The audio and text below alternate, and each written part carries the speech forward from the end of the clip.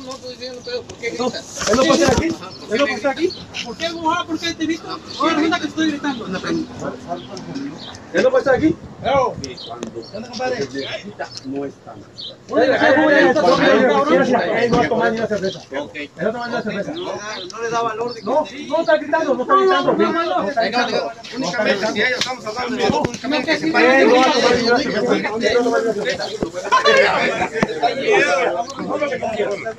tomar ni una cerveza. Está aquí.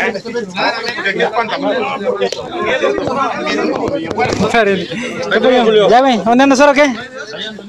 ¿Todavía? Ahí te vi el otro día, ya, ¿dónde estabas? ¿No estabas ahí, te vi para allá de Morelia? En la bajada. Ahí andamos nosotros. No, güey, pues es que ya sabes, que otro show. ¿Qué, aquí vas a andar o qué?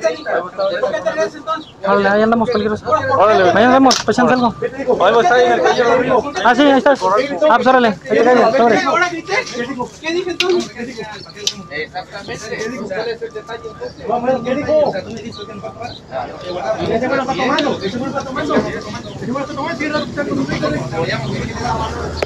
Aló, ¿qué gritó? ¿Qué gritó? A ver, digo. ¿Qué gritó? ¿Qué gritó? ¿Qué gritó? No se quieren ir, nos los llevamos. ¿Qué onda? ¿Qué ven? Pues ahí estamos, tranquilos. De favorcito, No, ya no estamos tomando, no estamos aquí platicando ahorita. Al que no está tomando. Compadre.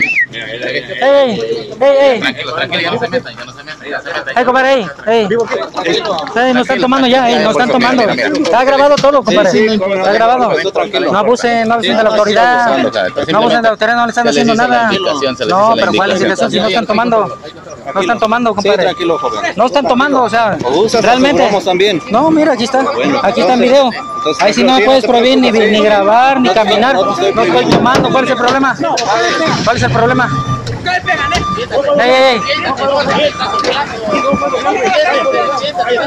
No está tomando, compadre, no está tomando. ¿Qué pasó? ¿Cómo chingados no? ¿Cómo qué pasó? ¿Ya les hablaron, no? ¿Traigo qué? El uniforme.